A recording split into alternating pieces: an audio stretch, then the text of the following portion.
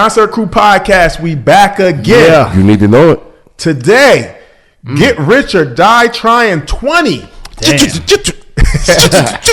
20-year anniversary of 50 Cent's debut album, Get Rich or Die Tryin. Which is a classic. We got, 20 years past of this already, man. We great to talk about this album. We great to talk about the songs, the sounds, the movement, the lead up, the impact, all of that. We great, the producers, everything. We great to get into this Get Rich or Die Tryin 20 years. 20 years, 50 Cent, this album. This is crazy. G-Unit, Shady Aftermath. We gotta get into all of that. But fellas, man, what is it about Get Rich or Die Tryin that like still this album that's like still has a special place in hip hop after all these years? Well, I think it's because it's like a perfect blend of street, because 50 had mixtapes and he had a strong following before he finally linked up with Eminem and Dr. Dre. And that machine, Eminem and Dr. Dre, they came together and just put out this damn near perfect project, which is still banging to this day. It ain't like sound too commercial, but it still had a street element to it. It was like classic.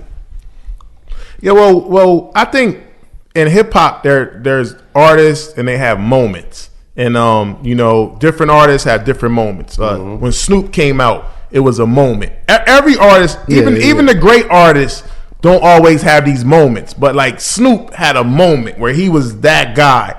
50 Cent had a moment in time, and you can't, no matter what he does afterwards, nobody can take away the moment that he had. And everybody remembers that. And there's certain different age dynamics of people, but that moment is like sticks out, and it's always going to be here. And that's the special place it holds in hip hop. Yo, you remember when 50 came out? Like he was smoking fire. Like can't nobody take that away from him, and that's what it represents in hip hop. And then also, man, you got to realize, like, when this album dropped, man, it was a lot of people that was hot at this time. You know what I'm saying? And even back then, we didn't know that Jay-Z said this, but Jay-Z had told like his artists and everybody else and a few more people that was dropped, like, you better hurry up and put it out because 50 Cent coming. Right. And they already knew that because these mixtapes that 50 had lingering, they were good, yo. They was good, man. They was fire, man. And one of my homies, man, I was in college at the time. This really took over. He was a 50 fan, and he was a G-Unit fan more than anything. But he was in love with the mixtapes. My boy Uncle Ed. And yo, I'm telling you, when this album came, it was like, yo, bang, like that bubblegum shit. I'm here to end it. I'm gonna put my own twist to it. I might steal it, but you know what I'm saying? Make it better than what you doing. And then the video, man, from the rip, man, just the wankster shit from the rip. Then the in the club shit. It was just like so much, man. This shit was like, man, you knew that this boy was here for a reason. On top of that, he had a machine behind it. Absolutely. Eminem and Dr. Dre. But there's so many videos from this album. Yeah. I just look like just going back playing. I'm like, damn, that was a video. I'm like, this dude probably got like 5-6 videos. Freaks, you made a good point, man. It was a lot of people that was hot at this time. Yes, it was a lot of people. And like he just came and just went. Like everybody, nobody was exempt from this tidal wave. Like everybody had to move out the way. Like he literally cleared the lane. No matter if you was a legend, whether how great your music is, how much everybody love you, like you had to clear the way because 50 Cent was coming. Absolutely. Now, just to make it clear, like 2002, 2003, who was some of the top dogs y'all think? Eminem, Jay-Z, Ja Rule. Whoever, DMX, when 50 came, they moved out the way. They had to move out the way. Like, but it was also some up and coming people that was making noise. Yeah, because Rockefeller was a thing. Yeah, so you got Beans, you got Freeway. Freeway was the new voice. Yeah, you know what I'm saying. The Hot 97 introduction of him killing it. Right. Everybody seeing it, you starting to notice him more. You know what I'm saying, and around this time, 50 dropped, and then they both, it was like, you know what I'm saying? We get into that, I guess, on Freak. But this album was dangerous. Yeah, to the motherfucking hip hop Nelly, community. you had Nelly, you had Ludacris, but 50 Cent was a different energy, animal, man. He was an animal, man. Eminem, obviously. Yeah, but it was a different. Everybody knew, even like what Freak said, even for Jay to say that, he watched the game. He like, yo, my artists, like. Yeah. Y'all hot, y'all doing y'all thing, but though get y'all stuff Hurry out up, now. get ready while you can. 50 Cent is here. Then you had that ghetto Quran. You feel what I'm saying? Yeah, that ghetto Quran, and then you had him, man, How to Rob, on the In Too Deep soundtrack that was on there, right? Yeah, so I'm telling you, man, like this, the build up for this was well worth it, and it never was disappointing. That was the mixtape with he's shooting on the Guess cover. Who's Back. Guess Who's Back. Oh my goodness, one of my favorite joints. Guess Who's Back was crazy. He had 2 man, Banks killed that joint. Yeah, Guess Who's Back, man. So where was 50 Cent at in his career at the time right before this album dropped? Where would y'all say, like, where was 50 at before his album dropped in hip hop? He was like an underground. I mean, to me, I knew about him because I had the mixtape, like Guess Who's Back, all that. You know what I'm saying? Like, I was like rooting for the dude, like, yo, and it's funny how like always rock with with the low key guys, and then as soon as they blow up, I'm like, all right, y'all can have them now. You know what I mean? Like, that's my son. You know what I mean? Like, yo, I like, we just see it. But for him to come from the mixtapes and then actually be big, it's like I was definitely proud. Like, yo, that's what's up. He was like. The streets was on fire with 50 Cent. 50 Cent and G Unit, the mixtapes, God's Plan, 50 Cent is the Future. Like, and then he dropped the Guess Who's Back. And the Guess Who's Back was pretty much a lot of stuff from his deal that he had with Columbia that we got dropped from after he got shot. But it's like he got shot, and it was just like he came back even stronger. It was like, y'all thought I was done. I'm shitting on everybody in the industry, and he just came so hard, and like they were like he was remaking a bunch of people's songs on the mixtapes, and it was just seemed like everything he dropped was hot. It was just like when somebody's in the zone, it was like everything. It's like they just he's on fire. Yeah, word. That's how it was. Yeah, and then for this album to still keep that momentum, that's what created his stardom from the rip. You already knew that he was a star. You know what I'm saying? Because that mixtape was damn near like an album. Yeah, you know what I'm saying? And I think it's something out where they going. Jim Jones said something about they was the first one. The mixtapes of 50 was like, he's lying. I don't know for sure. I got to check that out. But I know that Dipset made their mixtape an album because the Diplomatic Immunity was something with an album. It was actually a mixtape, but they made an album.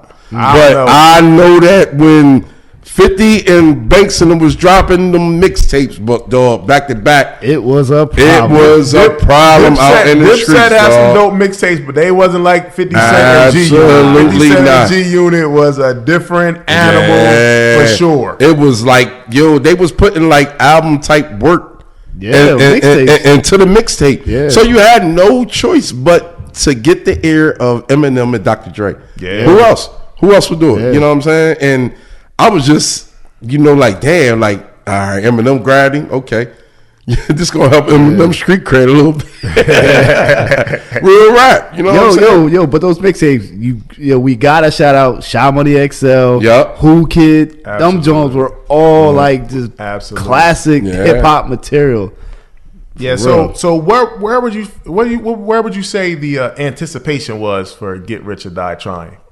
I mean, for me, it was very high. I mean, he signed with Eminem, Dr. Dre, so they're gonna push his project. Did they announce him? Them signing him before they announced the album? I think they announced. I think they did. Did they? No, they I think they announced both of them at the same time. No, they announced signing him. He signed $1 million deal. They signed him $1 million deal. So they announced that first. And then would the album drop right after that or something? Nah, he was on the 8 Mile soundtrack, and he dropped Winkster as a single on the 8 Mile soundtrack. And Winkster was already on his mixtape, but he put down the 8 Mile soundtrack. Winkster bubble, and that wasn't even like a single kind of song, but that bubble from the soundtrack, and then it was like In the Club dropped, and it was just like it's over. It was over. When In the Club dropped, the anticipation. His album was already one of the top songs ever. It was already highly anticipated, but then when In the Club dropped, it was like, oh, he's making hits like this now too with Dre. Oh, it's over. Like the anticipation was very, very high. It was like it was up. It was out of here. It was like as high as your anticipation can be. It was for this album. Now, would y'all consider this like one of the most anticipated? This is one of the most anticipated hip hop albums. That's like, absolutely. Because sometimes, some dudes just come out and we don't necessarily expect it and they hot. Yeah. There's some dudes like kind of like I'm gonna compare it to like LeBron in basketball. Like they get all the hype and then some dudes don't fulfill it. Yeah. And some dudes live up to the hype. 50 was getting all the hype. And then we had so many stories in hip hop where dudes got hype and they dropped the ball. Yeah. He got all the hype and he delivered. Like, so it was different. It was different, man. Yeah. And he was on fire. He was on fire, man. And that's one of the things that you could basically say that basically sum it up. And for those that were artists, if you say that you didn't notice that he was coming, it was you was lying. Yeah. You know what I'm saying? I don't know what's going on with all the beef and all that, but because I really didn't know full understanding of the beef until the Wankster shit dropped. Because once the Wankster shit dropped, it was disrespect. It was disrespect because he had the motherfucking rapping doll with the guitar chain on in the trash. Ja Rule just dropped a video with Mary J. Blige with the big guitar chain on. You know what I'm saying? They threw the shit in the trash. You know what I'm saying? Disrespectful. Yeah, you know what I'm saying? So it was like it went to another level, man. And for him to make such of a motherfucking banger like this, man, it was crazy. So y'all mentioned it before, but Dr. Dre, he signed to Shady Aftermath. So you got Dr. Dre and Aftermath. You got Eminem with Shady Records. They come together, a joint venture to sign 50 Cent. Like what did those cosigns do for 50 Cent as an artist just coming out? It already made it platinum. It already made the album platinum before it dropped. From the rip. From the jump, man. From the jump. And then because at the time you had Eminem huge fans that's going to buy him just because Eminem said, yo, this is the guy. Right. So, I mean, I don't think social media was out then. And I think Wankster, and if I'm not mistaken, Wankster and In the Club dropped before the album, though, right? Yeah, they did. My point exactly. So it was already over. And it brought the humor, and you seen the humor inside the video, especially In the Club. Yeah. You feel what I'm saying? That's Eminem. Yeah. That's Eminem work. You feel me? Because Eminem always kept the humor and the real shit and then bringing a movie. Yeah. And because what movie was that when motherfucker came down like that? It was a movie that somebody came down like that was shooting. Under Siege. Yeah, I think that's where they got that from. Under Siege with Steven Seagal. Steven Seagal. Remember he was the chef. Boom, boom, and he came down out of the joint and was shooting and shit. Yeah. So it was basically, you know what I'm saying, that if I ain't mistaken. And another thing that's forgotten with this is Dr. Dre, this made him bi-coastal because he was popping in New York, and then Dr. Dre, the ultimate cosign, NWA, Death Row, Snoop Dogg,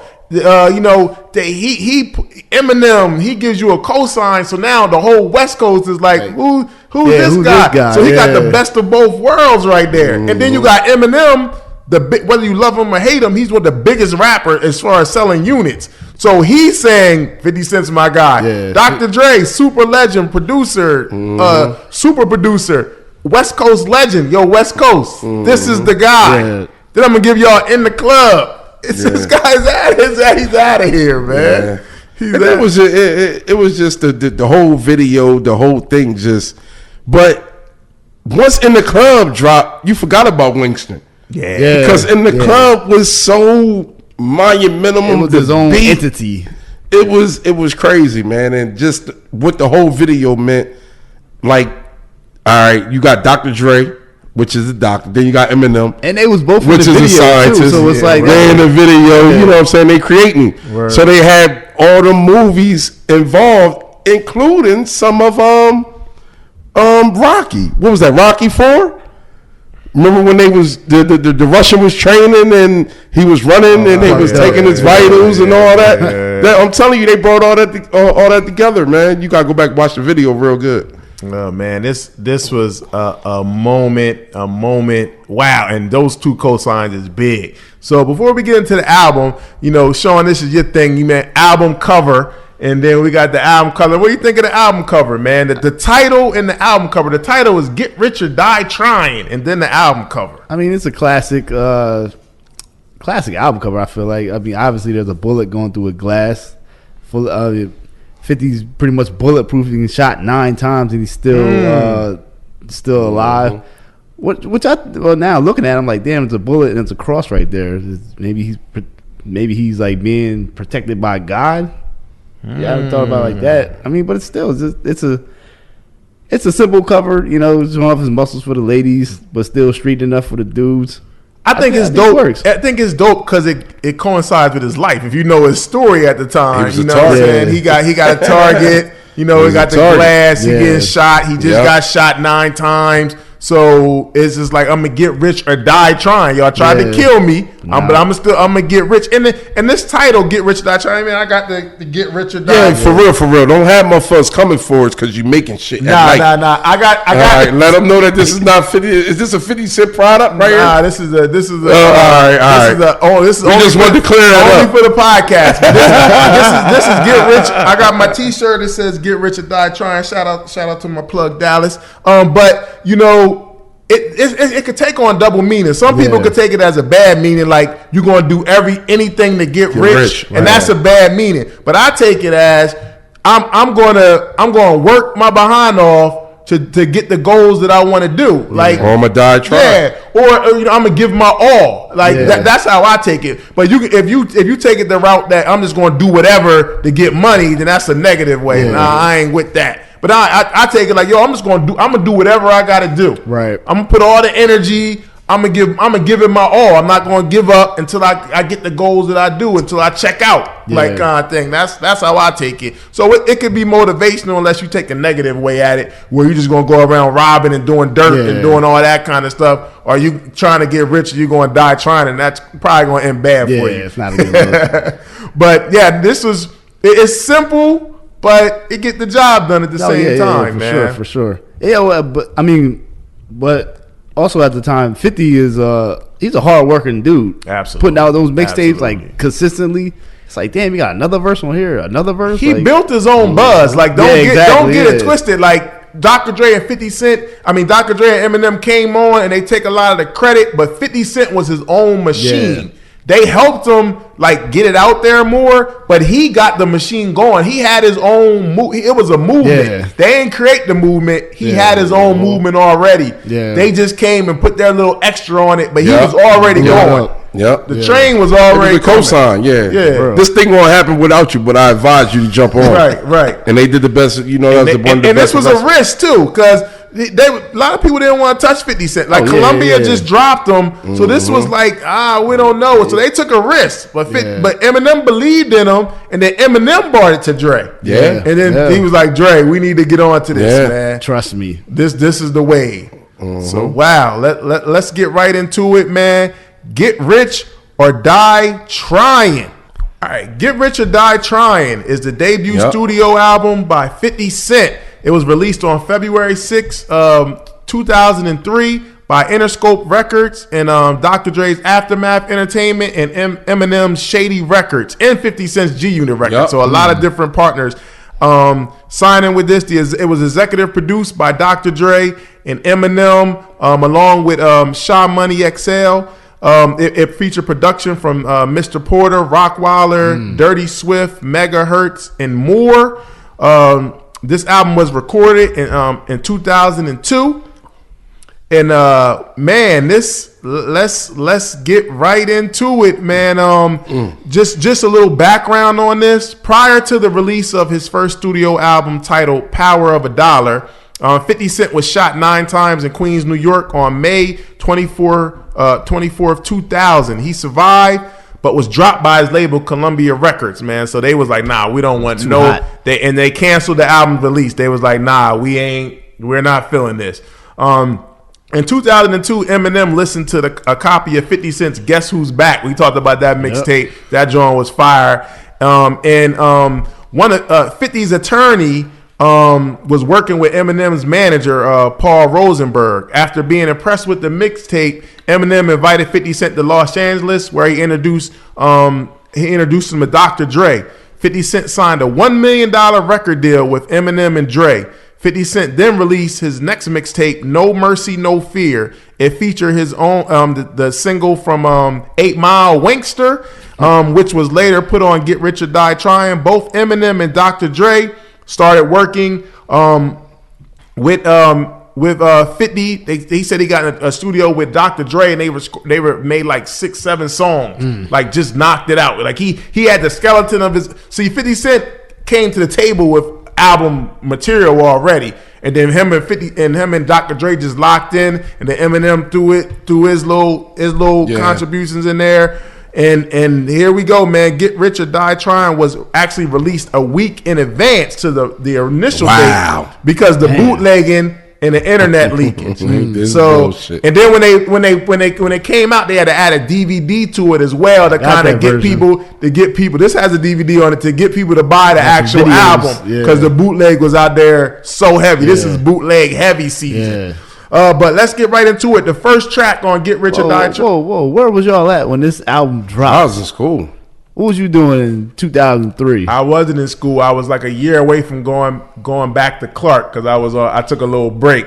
But before I transferred and went down to Atlanta. But so I was just working at the time. But I remember, and this was a time where I didn't get it was bootleg. Stuff was getting bootlegged heavy, but I still was like one of them dudes that tried to support the artist. So I didn't normally. It was still like Kazaa. I didn't normally listen to a lot of bootlegs. I would like wait. But 50 Cent was so high, I had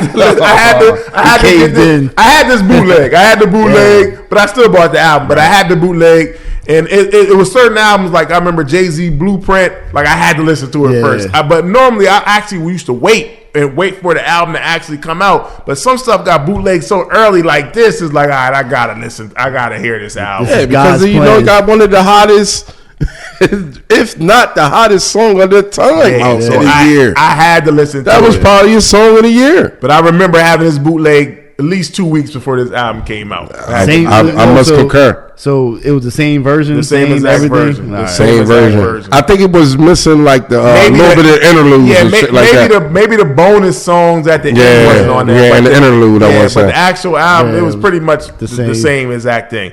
But track number 1, man, it's a quick intro to Coin Dropping. The 50 Cent piece. And I actually think that's dope. It's real short to the point where it's just like the coin drops. Then it goes right into track number 2, What Up Gangster, produced by Robert Taylor. This a hard first song. Go ahead. What up, blood? What up, cuz? What up, gangster? We don't play that. We don't play that. We don't play it. This beat hard, This on thump. Roll the best bud. Yo, and actually think about it. What he's saying? That's West Coast stuff. He's saying all the gangsters come together. What up, blood? What up, cuz? So this is that West Coast joint is like getting the West Coast behind them, and the beat is hard. This is a hard first song to come out. This joint definitely go. Hard first song. This joint was dope, man.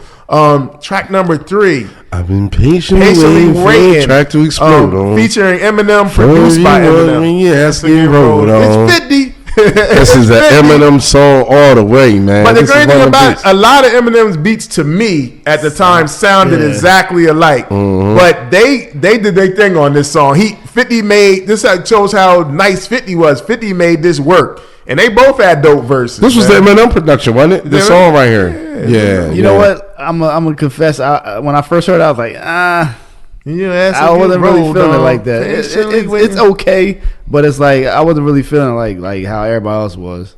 This song. I like this song. Nah, I mean, for me, it's like, all right, you got 50 Cent, you got Eminem, and it's like, this is what you give me at the time where this 50's like the hottest. What you expecting, Renegade or something? Something better than this. I mean, like, the song's not bad, but it's like I guess I expected more. I I know Eminem gets a gets a. He had a nice verse. I know he gets a tough time from some people, but I actually like this. I actually like this song, and I like both their verses. I thought this is pretty good. Now it does sound like an Eminem beat for sure. Absolutely. But 50 got a third verse on here. Yeah, it's 50 and then 50. Yeah, it to me it shows how great 50 is because again, whatever 50 get on, he's making it hot. He can adjust.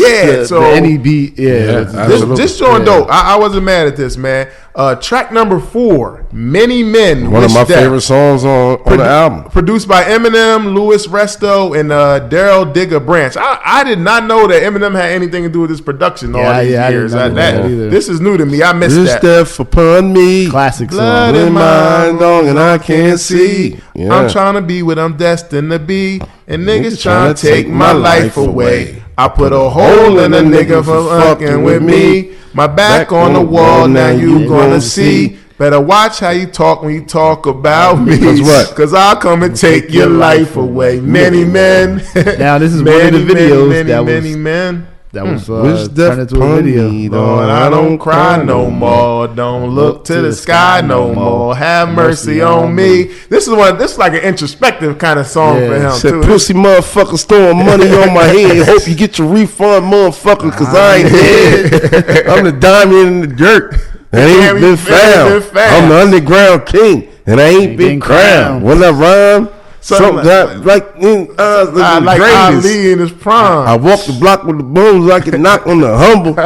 He killing this joint, man. Yo, 50 is such a great writer when it comes to hooks. His hook game is just insane. That's what separates 50 from a lot of people. From a lot of motherfuckers. He would make the hook would be hot, and then the skeleton would make the rest of the song easy because he already set it up with the chorus. So now all he gotta do is just stay in his pocket. That's what 50 Cent was great at. That great one of actually for that he's one of the best and making a hook to make the rest of the song hot. That's how he got. So that's how he formed his whole success, man, and it worked a lot. You think he was kind of influenced by Mace a little bit with the hooks? Absolutely. We're gonna talk about that. One song he's taking Mace's flow at the end, and he actually is giving it up to him. But Mace definitely has an influence in his style, among other people. But yeah, man, Many Men is great, man. Yeah, many, it's a great song. many men.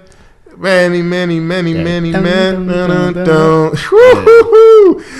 Track number 5. Oh man, in the Club, produced by Dr. Dre and Mike Elizondo.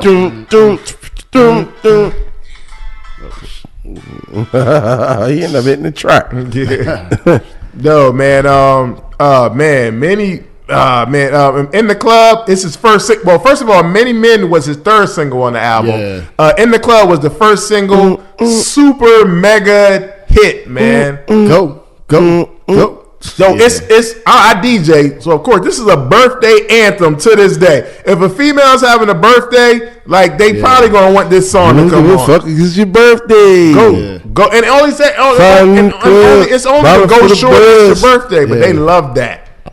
This song don't sound like an East Coast song. It don't sound like a West Coast song. It just sounds like a just general hip hop song. Everybody can rock with it. This beat, man, he just killed this. This is such a super hit. I got a meal on the deal and I'm still in the grind. Shorty said she feeling my style, she feeling my flow. Her girlfriend with it, they ride and they ready to go. Find me in the club, bottle full of bud. Yo, this video was viewed 1.5 billion times on YouTube. That's insane. 1.5 billion times on YouTube. This video was viewed. That is crazy.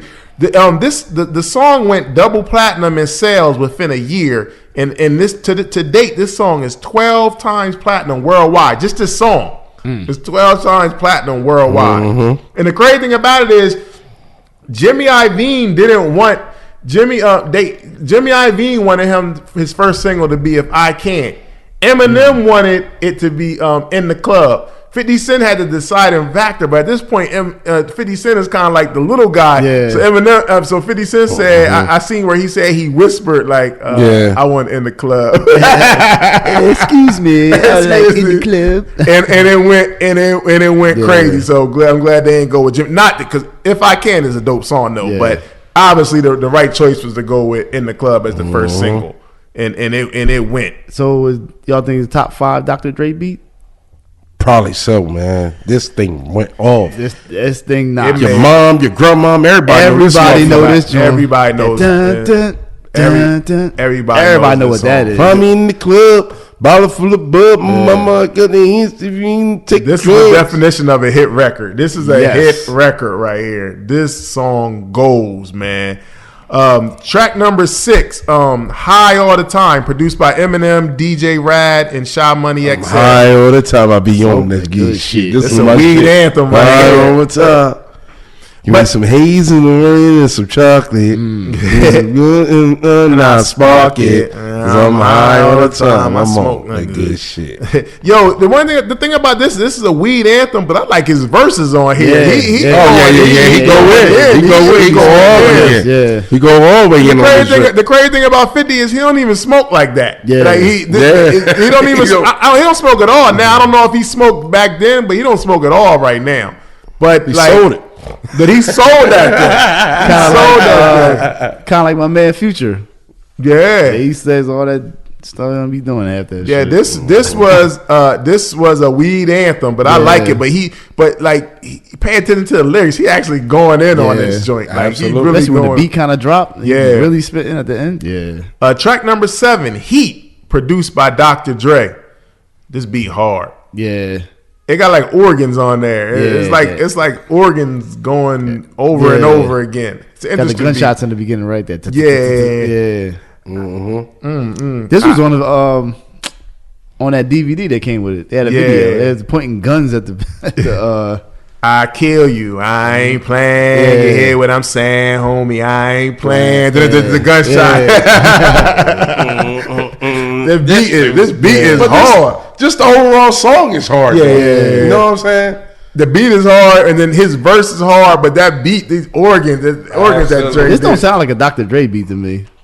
I was thinking like Sha Money XL or something like that made it, but I could hear it being a Dre beat. It's different though. That organ sound is crazy to me, man. I think Sha Money XL might be the thing that's missing right now, man. Sha Money XL, they had a little fallout, but they had a fallout. But Sha Money XL has to do with a lot of success of 50 and G Unit. Their initial run, he was right there. Yeah. No matter if 50 mad at him and don't give him his credit, Sha Money XL was a big part of a lot of this. For real. Who Kid too?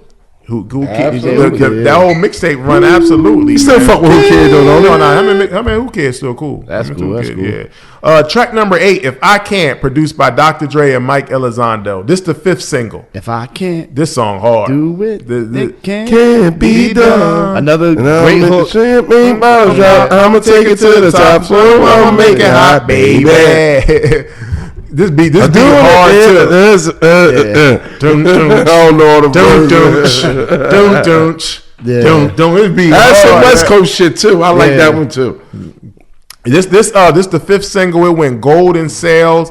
By then he was cruising by the time this single came out. Like he was on a run. But this song was hot. I mean, I remember when Jay freestyled on this on the S. Carter. Oh he killed this too.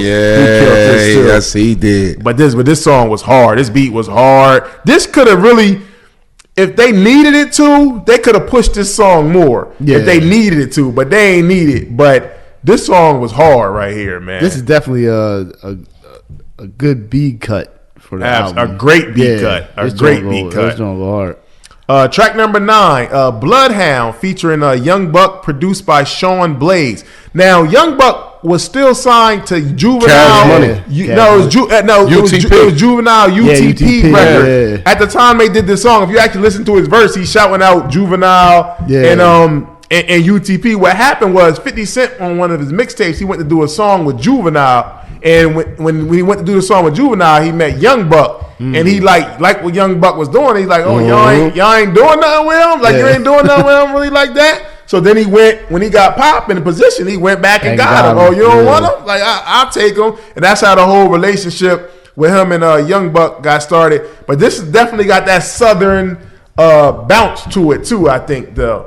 It actually kind of got a Juvenile kind of a sound to it. Kind of like a little Manny Freshish. I mean, to me, this song was alright. It wasn't.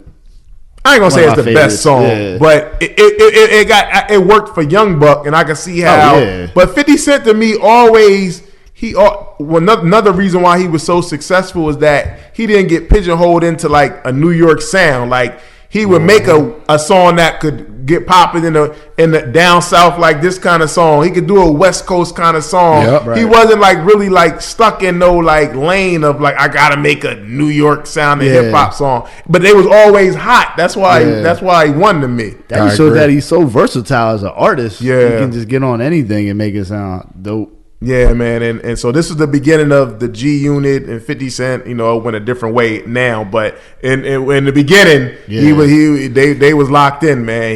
He brought Young Buck into the mix, and Young Buck took off as well with the whole crew. Track number 10, "Back Down," produced by Dr. Dre. Hardest song on the album.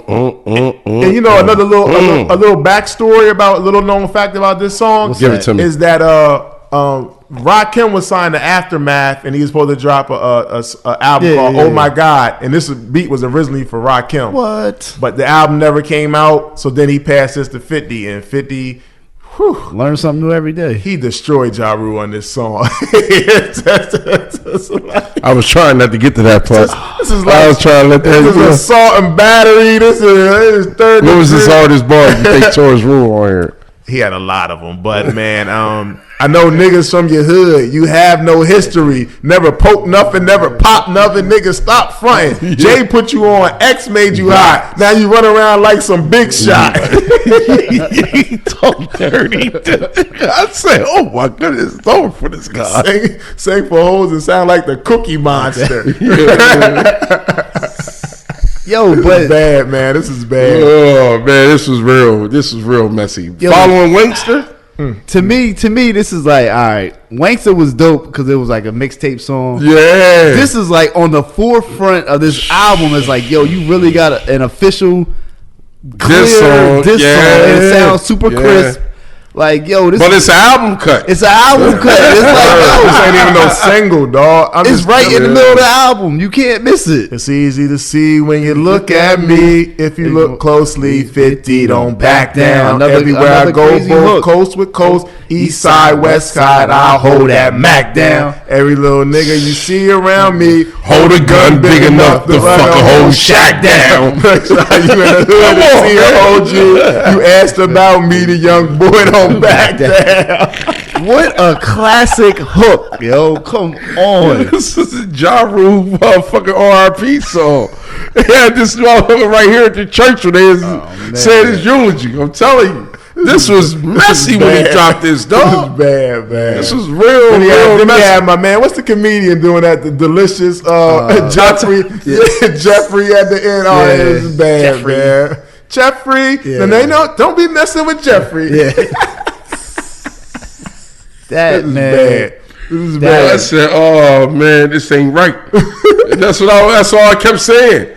Yo, the song was hot though, and he did it by himself. He didn't need Banks on it. He didn't need Yayo. Like this was just him. Oh man, disrespectful. This is massacre, man. So that was before his album. The next album. This beat bad. Is so hard. This beat's hard. Dr. Dre. This is my favorite beat on the album. It's hard, man. Woo! And the hook, man, 50 was making magic, yo. 50 was doing his thing. Track number 11, man, PIMP, produced by Denon Porter from D12. This is the fourth single. This song went 3 times platinum. Yeah. Then I'm a motherfucking PIMP. Now, don't get it twisted. I like this song was cool, but the remix to me was better. Snoop the remix is out. The remix is Snoop killed that because remix. the video sold it. You know what I'm saying? My Annihilator Gators on. My pep game is way strong. Yeah. Nah, this was dope, but when I heard the Snoop version, Magic Wand and them was in there. Yeah. Some real shit going on. Yeah, this is when Snoop was in his real pep phase too. So I don't know who made that decision, but the decision to remix this for the single was crazy, man. G-U-N-I Tizzy fucking with Snoop in the DP Jizzy. He said them niggas in New York know how I get down. Yeah. He said I give a fucking the Queens again in town. From the boogie down. It's dope, man. It's dope. Track number 12, Like My Style, featuring Tony Yayo, produced by Rockwilder. This was kind of one of my least favorite songs on the album, but the bars. I know you like my style. You like how I break it down. This is a nice look for Tony Yayo, man. To get absolutely. Tony Yayo came with. I like this beat. I actually like this beat, man. He was flowing. It's a Rockwilder beat. It's just a break the blow. I like the tempo on the beat. I like it. Changed the tempo a little bit. I know you like my style. Like how I break it down. All right. All right, track number 13, Poor Little Rich, produced by Sha Money XL and Eminem. This beat wasn't my favorite. Nah, why not? I'm a poor nigga, I'm a rich nigga. I don't know. This beat wasn't my favorite. Man, the song was alright, but it wasn't my favorite. I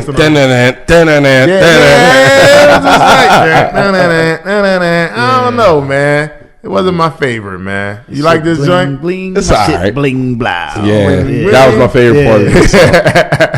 I mean, it was all right. But then it leads to a big one, man. Track number 15, track number 14, 21 questions, featuring Nate Dogg. Rest in peace to Nate Dogg. Produced 21 Savage. Yeah, produced by Dirty Swift. This is the second single. This is 50 Cent's intro to like the making songs for the ladies lane. This is Ja Rule look right here. He disrespected him, then took his style. Like that he makes it even more disrespectful. Yeah. He disrespected you, turned everybody against you, and then took your style. That and he had Megan Good, but he got away with it too. He got away with it. It's like, yo, did you just say you did? And he had Megan Good in the video. Yeah, Megan Good was in this video, and Tyson Bedford was in this video. That's a big, big look. He was in the jail. Yeah, he was in the jail. The video was dope. The song was big. He switched his whole style and it worked. This is like a big, I love you like a fat kid love cake. You know my style. I do anything to make you smile. It worked. It worked. And man, this single went 4 times platinum. This was a big hit. This is a hit record right here. Yeah, absolutely. It was one of them ones. The second single, this song was out of here when it dropped. Yo, this song was so good that if Ja Rule made this same song, it would still be just as big. I love you like a fat kid. Stop it. Stop it, Sean. I don't know, man. It's a great song. I'm saying, like, if Ja Rule would have wrote and performed it, it probably would have worked. Shout out to Nate Dogg, man. Yeah, Nate Dogg on the hook at that time was a big deal. And you love me now and out. Would you still have love for me, girl? That's how you feel? Oh, shit. Will you love me in the bathroom? You got some teeth. And it's all about us. Nate Dogg was a goddamn hook specialist. Yes, he was. This is when he was really on fire. Rest in peace to Nate Dogg. Nate Dogg had a run where, like, if you needed a hook, Nate Dogg was that guy. Captain Hook. And he delivered. And this was another hit for him right here, man. This song was big. This song was huge. This song was out of here, man. Yeah, absolutely. The jail overall situation kind of stole it. You know what I'm saying? Because those that was in that moment and, dealing with things like that, you kind of, you know what I'm saying? I'm telling you, when that video used to come on, motherfuckers like logged in. Because it was that feeling if you had that ride or die joint with you. Right. You know what I'm saying? It was what it was. And I think that's why, even though this a song for the ladies and people might have frowned on it, still the way the video was, depicting somebody in jail, dealing with your girl, it kind of still fit in with his whole image still, right. the way it was presented to you. Because to be honest, Dr. Dre did not want this song to be on the album. Dr. Dre was like, yo, how you gonna be talking about all this shoot 'em up, bang bang stuff, and then you put on this song? Dr. Dre did not want 21 Questions to be on his album, and 50 Cent fought for it. And 50 Cent was right, of course. How did you win that battle versus Dr. Dre? Dr. Dre did not want this song. He hated this song. He did not want this song. He said it didn't fit the album. It didn't fit his image. I can see that. And 50 Cent fought for it, and look what happened. 50 Cent was right. 50 Cent was right, but Dr. Dre did not want this song on this album. Damn. Track number 15, Don't Push Me, featuring Eminem and Lloyd Banks, produced by Eminem. Another track. I ain't straight for your head, but don't push me. You keep thinking on your leg. Keep thinking they all killed this to me. They did, but the beat I wasn't really feeling. I ain't gonna lie. I don't even think it was about beats, man. I think he killed this. I like 50's flow to start this song off, but then lyrically, Lloyd Banks and Eminem killed this song. Lloyd Banks murdered this joint. They was going in. This was sort of like that motherfucking Lloyd Banks verse that was lining him up for his album. Yeah. Because this verse on here, man, Lloyd Banks a problem, man. To this day, been a problem. Eminem went in on this too. He went in as well, but you know I don't fuck with him like that. I know, but still, you gotta get a man his credit, man. He went in on this. They both went in. Good verse. 50 Cent, I like 50 Cent's flow to start the song. I like how that's one of my favorite songs coming up next now. But this one, this was a dope, man. Track number 16, Gotta Make It to Heaven, produced by Megahertz. I like this song a lot, man. Yeah, this is one of my favorite. He going in on here talking about a lot of street stuff on here, man. Yeah, absolutely. Gotta make it to heaven. We're going through hell. The beat is crazy.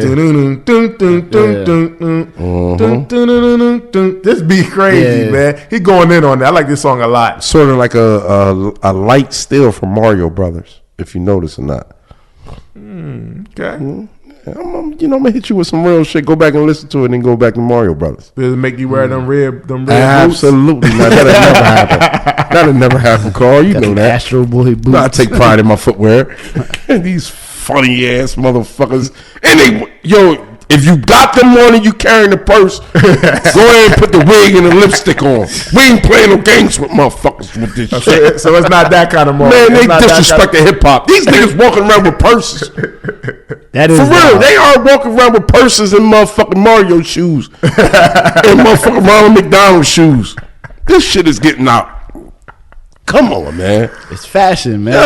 Motherfucker, Lil Wayne had the Yoshi boots on. Remember the boots when Yoshi finally got some shoes? And he was swinging them. He was swinging Lil Wayne had the Yoshi boots on. With a girl pants. Man, they need to stop this dumb shit that's going on, man. We're going to focus on 50, though, but it's a lot of dumb shit going on. Track number 17, Wankster, produced by Sha Money XL and John J. This is like You ain't a friend of mine. His first commercial single that has some success on the 8 Mile soundtrack, man. He, like y'all said, he played Ja Rule in this video. You ain't a friend of mine. You ain't no kin of mine. Only make me run up on you with the 9. He said we got do this guns. every time. He said we got guns the size of Lil Bow Wow. Y'all here on a gun. About 8Ks. So hurry up and cop and go. We selling nicks and dimes. Honey, she's so fly. I gotta make her mine. This is like his first hit. This is like his first hit song, and I don't even think this is like made to be a hit song. It just went. It just sounds like a play song. And that's crazy. And it works. That's the bad thing about this for Ja Rule is that like he was just dissing you, and like these songs was becoming hit record. Like most of the time, stuff like that don't become hit record. Yeah, exactly. Like, so he made a hit off of Wankster talking about you. Then he dissing you in the video. I was like, damn, dog. Damn, homie. In high school, you was the man, homie. What the fuck happened to you? I look at a lot of niggas like that. I quote that part a lot. Yeah, I got the sickest vendetta when it comes to the cheddar. You play with money, nigga. You play with Ritter. Yeah, he said I might hit once the debtor. I know I can do better. She look good, but I know she after my cheddar. Try to get in my pockets, homie, and I ain't gonna let her. Be easy. Bullshit and get your whole crew wet. We in the club doing the same old two-step. Gorilla Unit Club. You bugged out. Cause we won't go nowhere without toast. We thugged out. That was some Pac kind of flow on that. Yes, it was. That was his Pac still. That was definitely his Pac still. He going to a couple. He a student of the game. That's what made him special. Yeah, he going to a couple dimensions, man. He definitely like studied the flow. That's what made him special. Track number 18, You Not Like Me, produced by Red Spider, and y'all mentioned this. I think he goes into his Mace bag on this one. Yes. And then he like, That's it's like it was Mace. It's like I'm telling you I'm doing Mace. Mace bar. It's like I'm letting you know. Mace. Yeah, this Mace right here. You're not like me. Yeah. Like me, you're not like me. He definitely went on his cops, you're not like me. Like me, fool, you're not like this song hot, man. This is one of the songs that was already on Guess Who's Back mixtape. Then track number 19, Life on the Line, produced by Terrence Dudley. Nobody likes me. Yeah. And that's okay. Sound like y'all anyway. But this is the song that made me feel how he really felt. Yeah. You know what I'm saying? Because he already knew that motherfuckers was going to like him after this album. Murder, I don't believe you. Murder, I'm gonna get you. Murder, I don't believe you. Murder, your life's on the line. He went at them again on this song. And the funny thing about it, this is before he got shot. Listen to his voice. Yeah, his voice sounded totally different. You want to catch you on late night. After he got shot, it actually helped his voice. It made his voice sound better. His voice on this song is his old voice, and this was on his mixtape before, but it was disrespectful. Yeah. Like he's throwing these songs on here just poking, just he's just piling it on these dudes, man. Like this is bad, but this is going at Murder Inc., Ja Rule, Irv Gotti. He just going at them, man. They used to perform this song. They just made it look bad.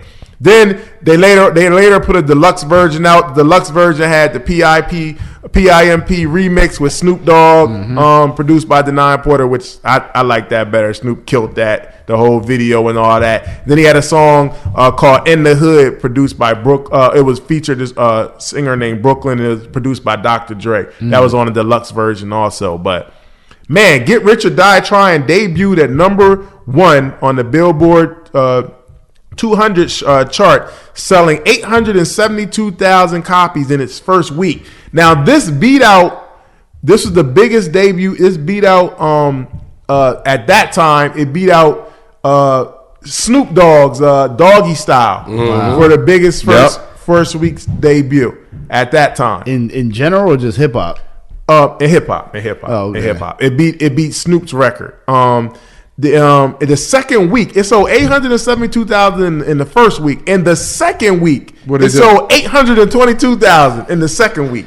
That's crazy. It's so crazy. That made it double platinum. It was the best. It was the best selling album of 2003. Right? It sold 12 million copies worldwide. Diamond. Worldwide.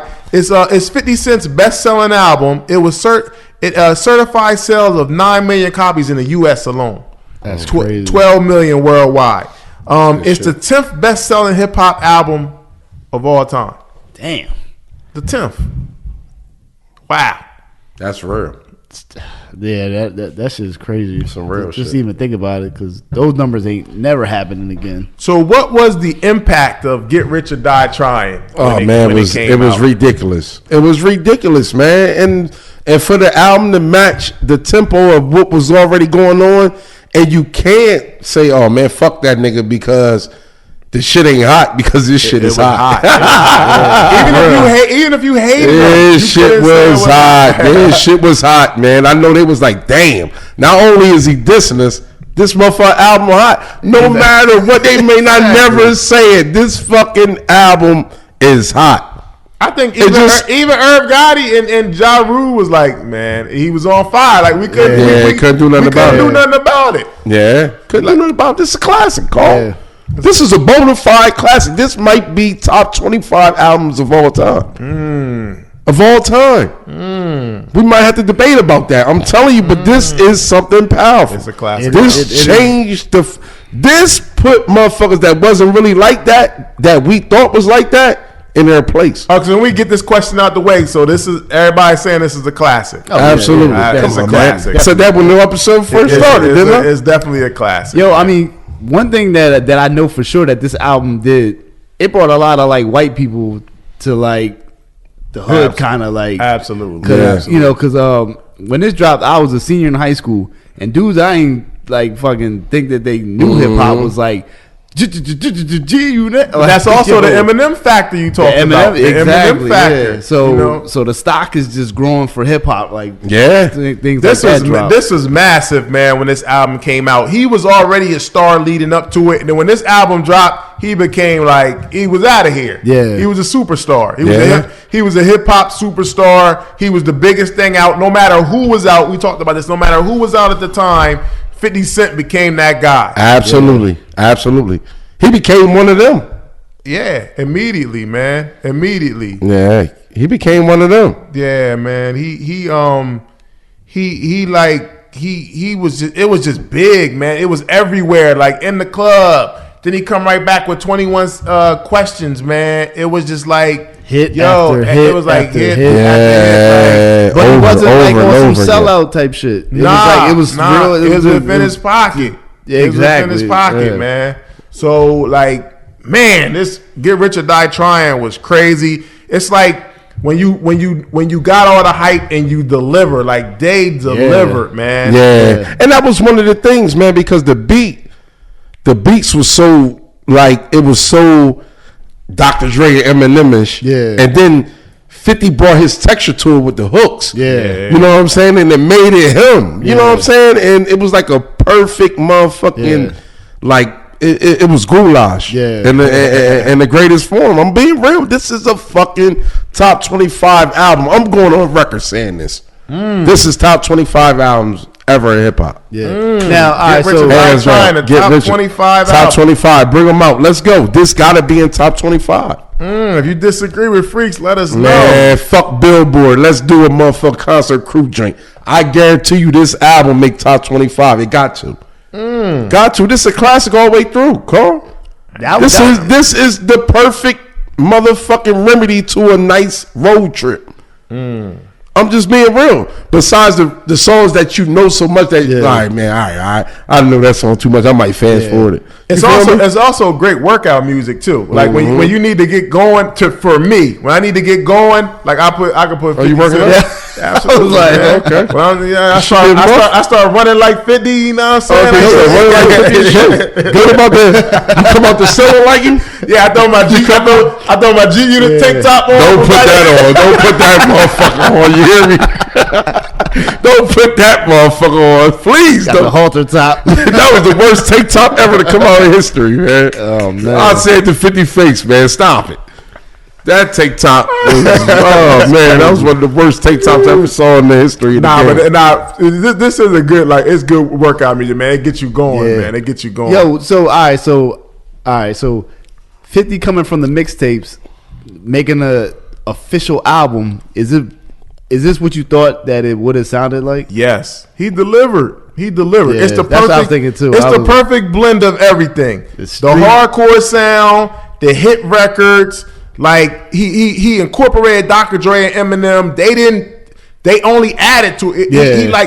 He took what they do best and he put himself on it and it worked. Like nothing failed. Like it wasn't like creative chemistry, like it didn't work out. They was trying to force stuff. Like it all worked. 50 Cent, he whatever. I don't know if he took the best out of them or he made them fall in his pockets, but he made it work. It worked, man. Eminem was in pocket.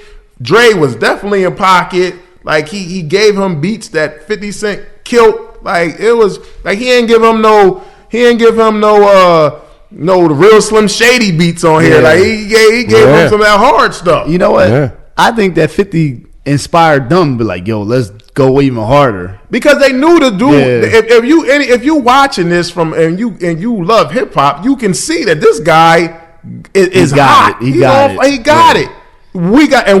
It's our job to keep this going right now.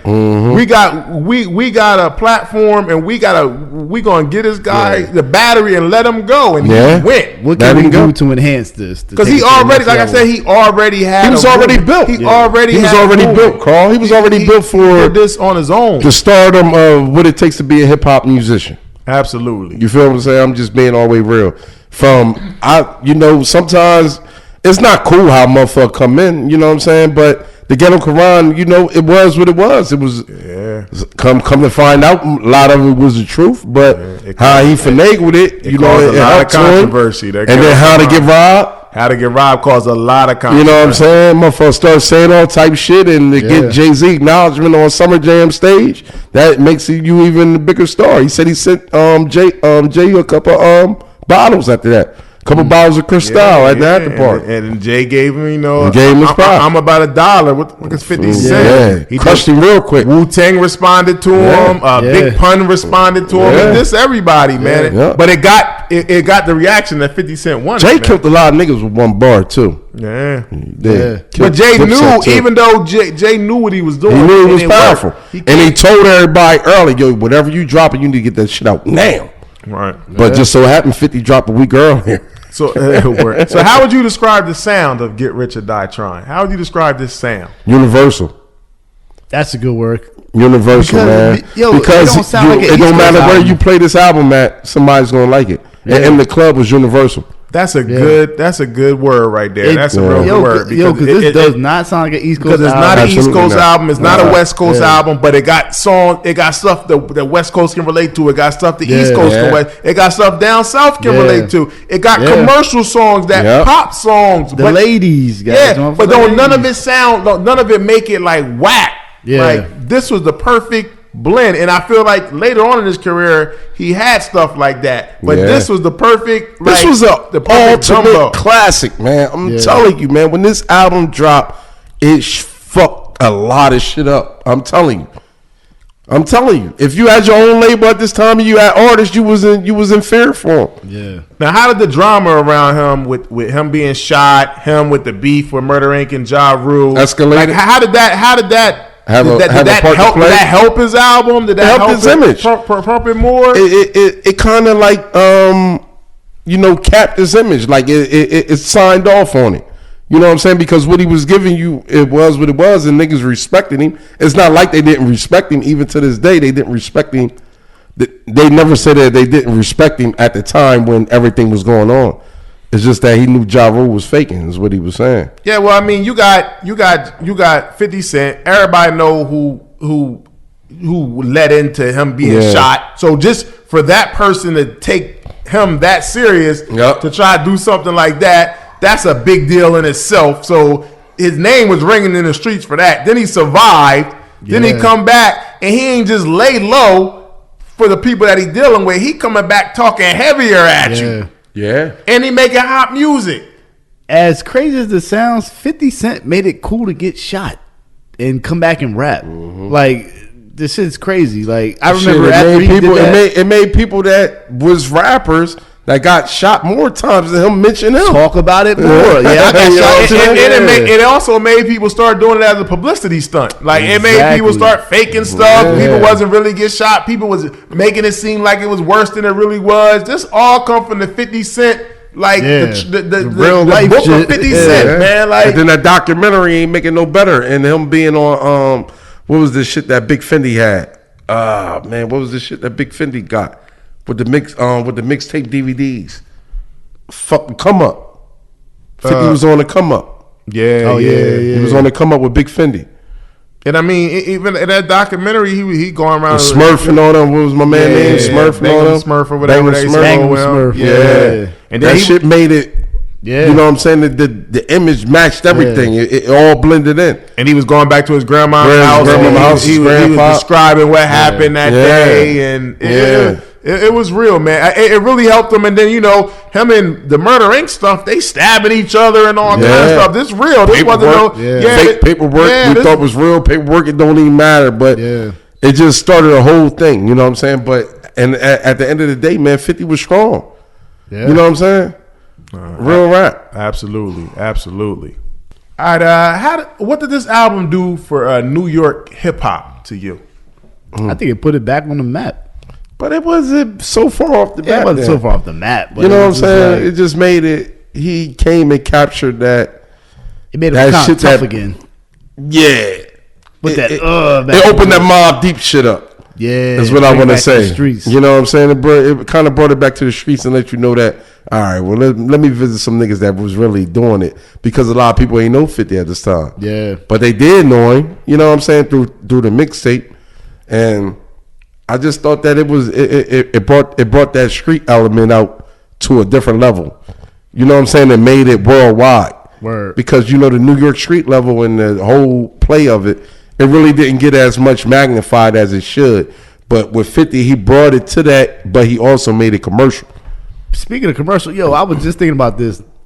What's that movie? Malibu's Most Wanted. I feel like that's like my point exactly. Like a mockery of I'm trying to be. Of Ja Rule. Oh, I mean, not like Ja Rule, but showing like how albums like this makes people out in Malibu want to be thugs and gangsters, and you know what I'm saying? Like, you don't live that lifestyle, but this is like kind of promoting it and putting it out there. Do-rag game was off the look too, because motherfuckers start pumping that do-rag real heavy too, because 50 was, you know, I don't know if it was because his hairline or what, you know what I'm saying, at the time, but that was an error though. It wasn't just, it was an error. The do-rag. It was the do-rag was it was a lot of people though. Yeah. But I got a little different perspective on this one, man. I feel like for New York, he definitely put New York on the map. But like you said, his style was universal. So I can't even really think you can like pigeonhole it as a New York thing. But what I think it did for New York hip hop as a whole, I think it divided New York as a whole. I think him beefing with everybody, it divided New York hip hop, and it allowed the South to come take it. Because New York wasn't together no more. You got Ja Rule from Queens, 50 from Queens.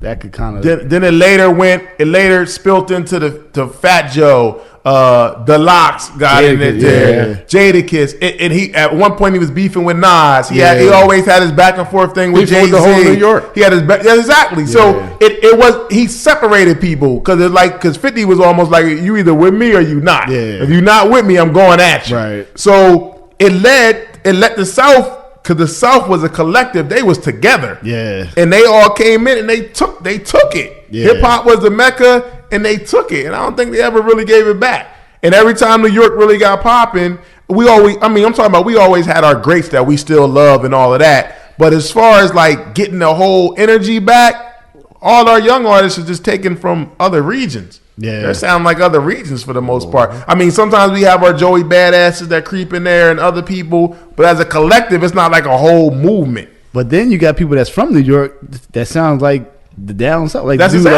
I'm saying. I remember the dude. This is Bomb Hot. That's what I'm saying. I could have swore this dude was from down south. Like, he's from New York. He's like, He divided New York. And now the New York artists wanted to be like other people. They wanted to be like Atlanta. They wanted to be like Houston. They wanted to be like other regions. So yes, because he's from New York, it was a big deal, but it wasn't the same energy like, yo, I'm putting New York on my back. He was like, I want it all. I want to be that dude everywhere. But y'all dudes ain't rocking with me because y'all wasn't trying to really give me no respect. I had to make my own lane. I F all y'all now. You know what I'm saying? And then that led to the West Coast coming up. But see, 50 had the benefit because the way his flow was, he wasn't like locked into a coast. He could tap the South market. He could tap the West Coast, the Midwest market. He could switch it up, and he knew how to make great hooks and great songs. That's always is going to make you good in rap, and that's why he was that guy. What did this album do for 50 Cent's G Unit label? Took it to another level. Made it popular. Made it a brand. Because you got to realize that everything that came after this, the G Unit sneaks, the clothing line, you know what I'm saying, the music. They had 2 video games. It made it a brand. Video games, everything. It made it a brand. It made it a motherfucking brand that's real right now, that's into films and everything else. You know what's pushed that brand? That Rock the Mic tour with Jay-Z. Absolutely. That was big. That thing and really that's what the whole thing is. You know what I'm saying? Because, all right, you want to do business with Nas? All right, I'll go fuck with 50. I know for a fact 50 going to get me with the paper. It was one of the best combinations. You know what I'm saying? Jay was like, oh, okay, you messing with Nas, Herb Gotti? All right, cool. I'm going to go do, I was chilling, but now I'm going to go do you made it personal. I'm going to do that Rock the Mic tour. The difference is that this hurts. Because this was a real beef that started before music. You get what I'm saying? And this is real shit. And the difference is between a lot of beefs is that this nigga hot. A lot of motherfuckers don't be hot you beefing with. The music don't like. A lot of motherfuckers don't be hot. A lot of motherfuckers be bubblegum 25%. You take a turn and you get 2 bubblegums for 25. I'm just being real. There's a lot of bubblegum shit out. This album was the beginning of what I call the G Unit takeover. And G Unit to me is an interesting label compared to other labels because most other labels, like you talked about Rockefeller. Rockefeller had Jay-Z. Jay-Z was the one moving units, and he had a lot of hot people from Philly and all of that. This album overshadowed a good album that came out around the same time. Freeway album, was a good album, great project, and it fit Freeway, and it was balanced off everything that Freeway was bringing. From the Hot 97, people loving him, loving his voice. But this album coming in was like a motherfucking rain cloud. Because it was so universal, man. Yeah, it was like a typhoon. Everybody was on it. It was every race, every gender. I'm telling you, this album was crazy, and that's why I said the best word to describe this album is universal. Yeah, it was like a typhoon. But this started like the G Unit takeover to me. G Unit to me is like they got like a special place in hip hop because it was a lot of great labels, but it wasn't really great labels that was selling records. And then DJ Who Kid ain't making no better because he the streets, so he putting this top notch commercial shit out to the streets because DJ Who Kid had a hell of a run around this time. He was on the backdoor radio shit, late night shit. What's that? The XFM or whatever that shit is. That was on him. DJ Who Kid, I mean. But the difference between G Unit and these other labels, though, is that, like, even as much as we love State Property and we love, like, Rockefeller. Because it's our area. They were going gold and stuff like that. They wasn't selling. This nigga was going platinum. All the 50 Cent artists was going double platinum at least. Like, you got the G Unit album, which I thought the G Unit album was alright, but it went double platinum though. Yeah. They had still that good song. Lloyd Banks, Hunger for More was dope. Young Buck, Straight Outta Cashville, classic, double platinum, double platinum. That album's a classic. Yeah, The Game, the documentary is a classic. Yeah, 5 times platinum. They had a formula called 5 times platinum. 50 Cent, The Massacre, which I wasn't a big fan of, but the album sold over 1 million copies in the first week. That's crazy. In the first week. Like, it's crazy. It went on to sell like 6 million copies in the U.S. I don't know the inside of everything with the G Unit shit, but due to the circumstances of us knowing what we see or what they give us, how can you ever break up something like that? You get what I'm saying? It's egos, man. It's an ego. It's a hell of an ego thing, but could it lead to 50 ego getting to a certain level? Absolutely. It was already my point exactly. This was like the perfect situation that could be going on right now to this day. He's part of the problem too. But I mean, you got Get Rich. This album led to a movie, Get Rich or Die Tryin, a movie, and a soundtrack that went platinum with hits on there. He got his own movie on his life. It would more give my boys their props for never letting the dumb shit come in between them. LOX. They've been rocking this shit out forever, and they never let none of the shit that may have transpired within all of them, to separate them. One of the best groups of all time, besides Mobb Deep. Look at the Wu.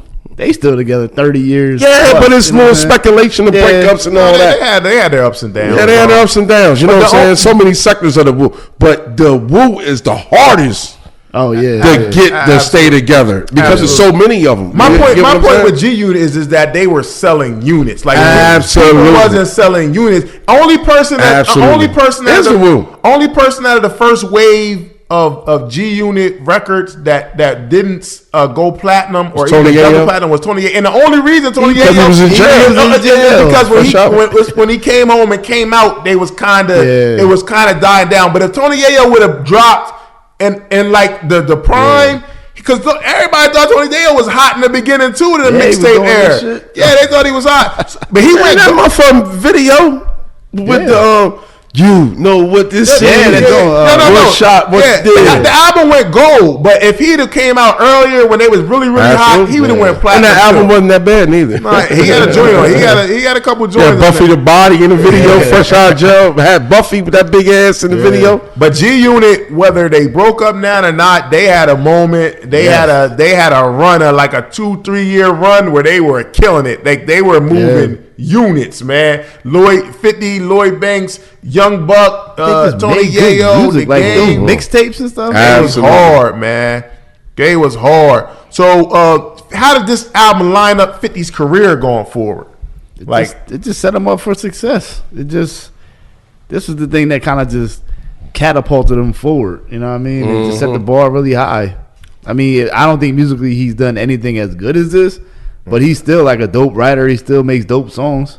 But look, think about everything that 50 has done, all the amazing stuff he's done with Power, the BMF. Whole Power universe, the BMF, Raising Kanan, all of that. Like, all of this stems from the success of this album. Yeah. Like, those doors were open because of this album. He wouldn't even got a chance to even branch off in the film lane. Like, but without the success of Get Rich or Die Tryin', man, all of the business. Remember, 400 million Coke Vitamin Water, like Vitamin Water with Coca-Cola. Like, all of this comes from Reebok. Yeah. All of this comes from the success of this album. All the TV, the movies, like his own movie, the video games, all of that, video games, clothing, like all of these different deals that he's making. The different liquors and stuff like that. Yeah. All of this, effing vodka, and then we got the new one. I forget the name of it, but like all of that comes from the success of Get Rich or Die Tryin', man. I agree. It just shows like how far you can really make it outside of music in hip hop. Just to branch out, you know what I'm saying? What he's doing in TV and film is amazing right now. That's his lane. I feel like that's his real. And like it's like, man, it goes back to the Biggie, man. I never thought that hip hop would take it this far. Like, this guy is a living example of that. This guy was in jail for drugs. He got shot. He came back focused on music, and he created this classic. And now look where he took it to. Word. Whole nother level. I wouldn't be surprised if he keep it up, if he's in the billionaire talks, like in the future, if he keeps it up with all these different. You know they're gonna make that hard though, because he claimed bankruptcy. You know what I'm saying? Once you claim bankruptcy, they hold off from releasing your name. And he ain't paying you nothing neither. 50 Cent ain't paying you nothing. He is petty. And that nigga will go to court on it. Nigga will go to court. But I think after this next lawsuit with that shit that they got going on, with that fake penis job shit, he might get something from that. Because Flo Rida just set the bar. Yes, he did. And he was only looking for he was only looking for damn near 100,000, 200,000. About the way, like 80 mil? Yeah, shit, crazy. Where does Get Rich or Die Tryin' rank in 50 Cent's discography? Oh, best album ever. Oh, number one. Yeah, Clearly number one. Clearly number one. And like, I wasn't a big fan of the Massacre. I wasn't. He started his dumb shit Curtis. Too. Curtis was okay. Yeah. And then all the other shit was okay after before I Self-Destruct was okay. He had a couple mixtape albums that was alright, but none of it was even close to Get Rich or Die Tryin'. It wasn't even close to Get Rich. And then the fucking nigga around for nigga try to say some shit. Nigga, I'm over dime. What is we talking about? Word. He ended all discussions with that. And on top of that, like you can always put a trump card. Like, my one album is better than anything you probably put out. Absolutely. So you can always pull that trump card. Absolutely. It's only but so many people in this category. Yeah, absolutely. What's your favorite song on Get Rich or Die Tryin'? Oh man, fuck. I'm gonna say Back Down. Wow, I'm gonna go with Many Men. Yeah, Many Men in the club, man. It was crazy. Many Men was messy, man. Many was messy. I'm gonna have to go with Many Men, but it's a lot of dope songs on here, man. It's a classic. All right, man. Here's the reaching point of the episode. I ain't got no more, Carl. Any albums that came out in the last 20 years that remind you of 50 Cent, Get Rich or Die Tryin'? Any reaches? I can't, yo. And to be real with you, you know what, man? And I'm reaching. And I'm reaching because I feel as though after this point, now I'm being real, but I think it kind of adds up a little bit. Because once this person came back off the scene, back on the scene, coming from the jail stint and all that, they came with a potency that was strong, and they had a hell of a movement, and they didn't have a team like 50 had, but as far as the music and what was going on in the layout of the album, I'm gonna go with Meek Mill, Wins and Losses, when he fresh up. I'm gonna go with that. Okay. I ain't mad at that. I ain't mad at that. From like Conway or something. Yeah, like the momentum, just the whole momentum of it. Conway got shot. I'll give him that comparison. He just didn't have. They were so underground. He didn't have no music to impact. That's not bad. That's not bad, freaks. I don't know necessarily comparing it. That's a good one, but I don't know necessarily like a music album, but just comparison wise, there's some people that remind me of or took parts of 50. One I would say would be the Baby. I think he took with the controversy. Baby on Baby, Kirk. Now even with the trolling, I think he took a lot of 50 Cent's DNA. I just don't feel like he has an album that's even close to that. Also, I'm gonna say Pop Smoke. I think Pop Smoke. Yes, absolutely. I think that Pop Smoke was in that lane. Yes. If he could have, you know what I'm saying? If he wasn't cheated of his life, and I think that's why 50 Cent was taking him under his wing, because he reminded him a lot of himself. I agree with that. And from the hood 50 part, the hood 50 side, the street side. He reminds me a little bit of 38 Special, man. 38 Special from New York, and he got kind of like a southern twang in his raps, and that's how 50 was to me at times. Yeah, but 38 is heavy Yola. 38 talking about them yams a lot. You know what I'm saying? And he got the plugs and shit. But I'm talking about he's that drug street nigga drug dealer. Yeah, that's what I'm saying. He ain't hit you with that all the time. He don't got none of the commercial side of 50, but I'm talking about the street side. Yeah, the street side. Okay, I can feel side of 50. But that Meek Mill one, that's not bad. That's not bad. That ain't bad. 50 recently said, he's real close with Eminem. That's his guy. He rides with Eminem over everything. He recently said that he believes that Jay-Z doesn't have the same impact on hip hop that Eminem has. That kind of was kind of controversial. Man, he on some dumb shit. Come on, man. Stop the dumb shit. I'm just saying. Or are you gonna go with the white boy though? Come on, man. That's his guy. Come on, stop it, man. I know Eminem's his guy. He's real loyal. I respect. But he know he on some bullshit with that comment. Yeah. Stop it, 50. How? Who the fuck is riding around bumping Eminem? But he said impact though. So it's a different way to look at that though. Man, stop it, man. Who had a bigger impact than Hove, man? Come on, man. Stop. I'm not saying. Also, the suicide videos and shit, and suicide songs, killing my mom, all that shit is bigger than Big Pimpin'. I'm not saying that. I'm just saying white people, they have a bigger population than blacks. Eminem brought a lot of people who wouldn't even consider listening to hip hop, and now it's like that's their guy. Sean, before you give Eminem that credit, motherfuckers love the Beastie Boys.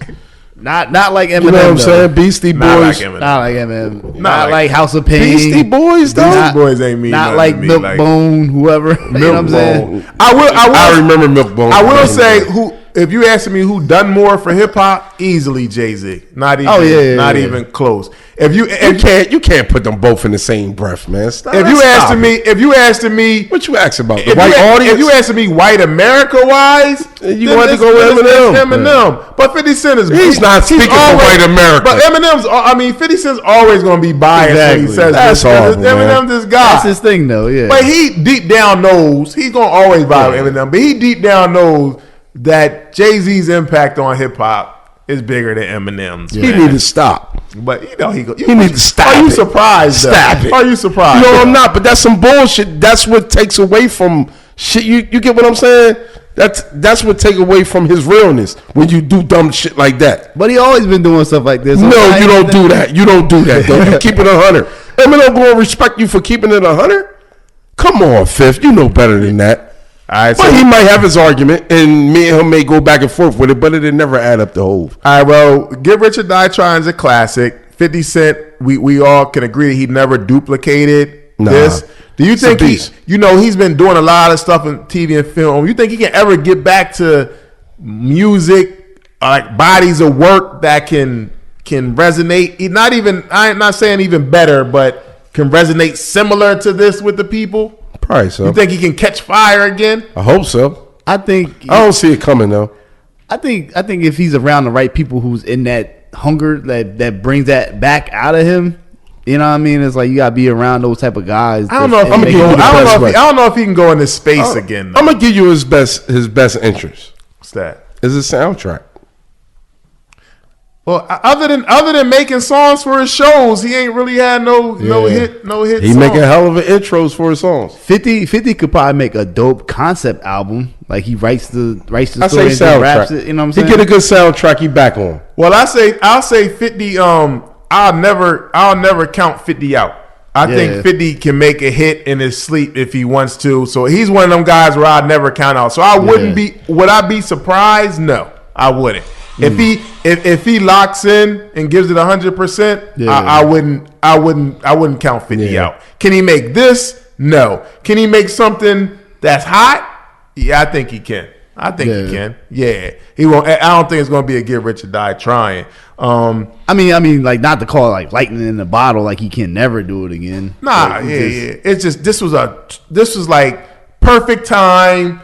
Perfect producers. All the stars was aligned. The stars just aligned at the right time, and he nailed it, man. It's like when you got your moment and you nail it. He had his moment and he nailed it, man. So Get Rich or Die Tryin'. 20 years later, what's the legacy of this album, man?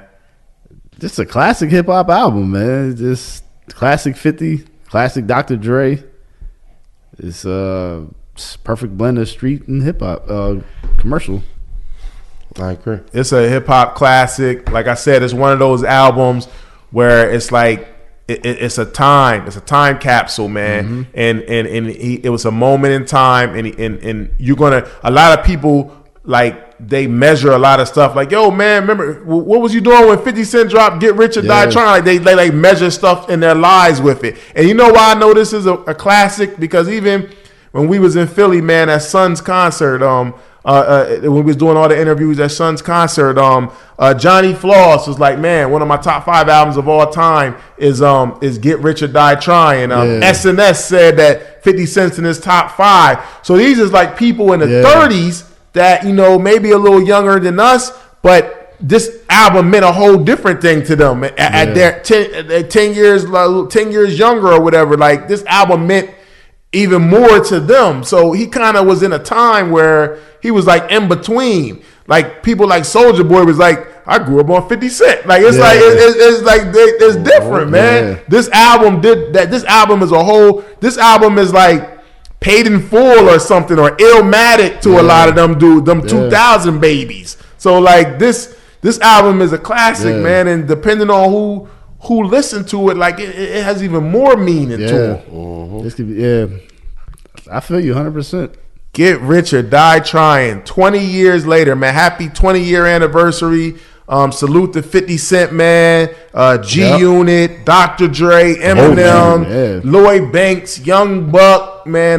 Tony Yayo, everybody that's involved. Money XL. Rest in peace to Nate Dogg. Shout out to Snoop Dogg, man. Everybody that was involved with this album, man. Fire, man. Fire. Classic album. Shady, Aftermath, Interscope, G-Unit, Violator. A lot of people was involved, everybody, man. Shout out to Chris Lightly. He had a big part in blowing him up too, man. 50, he was just scorching hot fire, man. Rest in peace, Jam Master Jay. Rest in peace to Jam Master Jay, who had him early, man. Got him a Columbia deal. He was working with Track Masters a lot earlier.